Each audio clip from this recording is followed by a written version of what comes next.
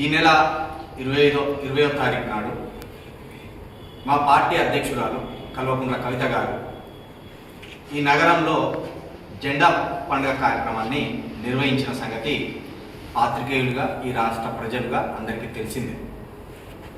ఎప్పుడైతే ఈ జిల్లాలో కవిత గారు జెండా కార్యక్రమం ద్వారా ప్రజల్లోకి వచ్చిందో, ఆ జెండా పండుగలు ఎప్పుడైతే విజయవంతమైనాయో, ఈ రాష్ట్ర ప్రభుత్వంలోని ఈ వరంగల్కు చెందిన ఎమ్మెల్యేలకు, ఈ లోకల్ కాంగ్రెస్ గూండాలకు వెన్నులో పనుకుంటున్నంత పని.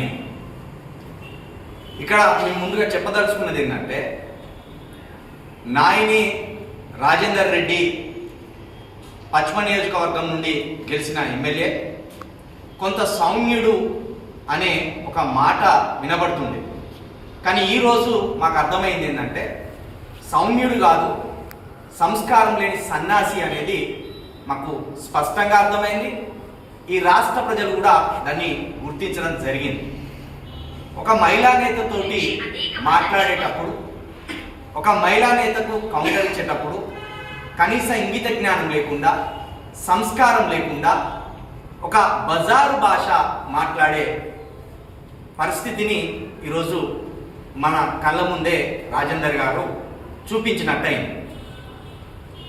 ఆయన కల్వకుంట్ల కవిత గారిని పట్టుకొని సిగ్గుందా అని అంటే, ఇప్పుడు మహిళలను ఆయన మాట్లాడుతున్న మాట వాళ్ళ ఇంట్లో వాళ్ళకు కూడా ఇది వర్తిస్తుంది. అంటే వాళ్ళ ఇంట్లో ఉన్న మహిళలతో కూడా రాజేందర్ గారు ప్రతిరోజు ఇట్లాగే సంభాషిస్తారేమో అనేది మాకు అనుమానం వస్తుంది. దీనికంటే ముందు కూడా మేము కాంగ్రెస్ ప్రభుత్వాన్ని లేకపోతే ముఖ్యమంత్రి గారిని ఒక చిన్న విన్నపం చేస్తున్నాం. మీ నాయకులు ప్రెస్ మీట్ పెట్టే ముందు ఒకసారి మద్యం టెస్ట్ చేయించినాక వాళ్ళతో ప్రెస్ మీట్ పెట్టించారు. ఎప్పుడు ఏ సమయానికి ఎవరు ఎట్లా మాట్లాడతారో తెలియదు. సోయిలు ఉండి మాట్లాడతారో సోయిలో లేక మాట్లాడతారో తెలియదు. ఈ రాష్ట్రం ఏర్పడిన తర్వాత ధైర్యం చేసి ఒక మహిళ పార్టీని స్థాపించింది. పార్టీని స్థాపించడమే కాకుండా గత ప్రభుత్వంలో జరిగిన అక్రమాలకు తన వంతు బాధ్యతగా చాలా ఉందాక క్షమాపణలు కూడా చెప్పింది. నాకు తెలిసి ఈ దేశ చరిత్రలోనే ఒక ప్రభుత్వంలో పనిచేసి ఆ ప్రభుత్వంలో జరిగిన అవకతవకలకు క్షమాపణలు చెప్పిన తర్వాత పార్టీ పెట్టిన ఏకైక మహిళ ఎవరన్నా ఉన్నారంటే అది కల్వకుంట్ల కవిత గారు మాత్రమే అని మేము ధైర్యంగా చెప్పదలుచుకుంటున్నాం.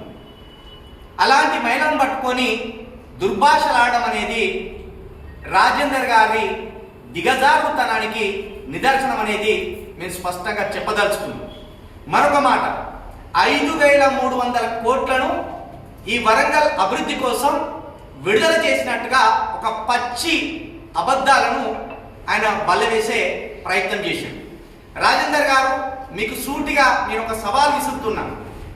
5,300 కోట్లు కనుక ఈ నగరంలో మీరు విడుదల చేసి భూగర్భ డ్రైనేజీని కనుక మీరు నిర్మించడానికి ఇది ఇప్పటికే రిలీజ్ చేసి ఉంటే, నేను సవాల్ విసురుతున్నా 5,300 కోట్లు రిలీజ్ కాలేదు,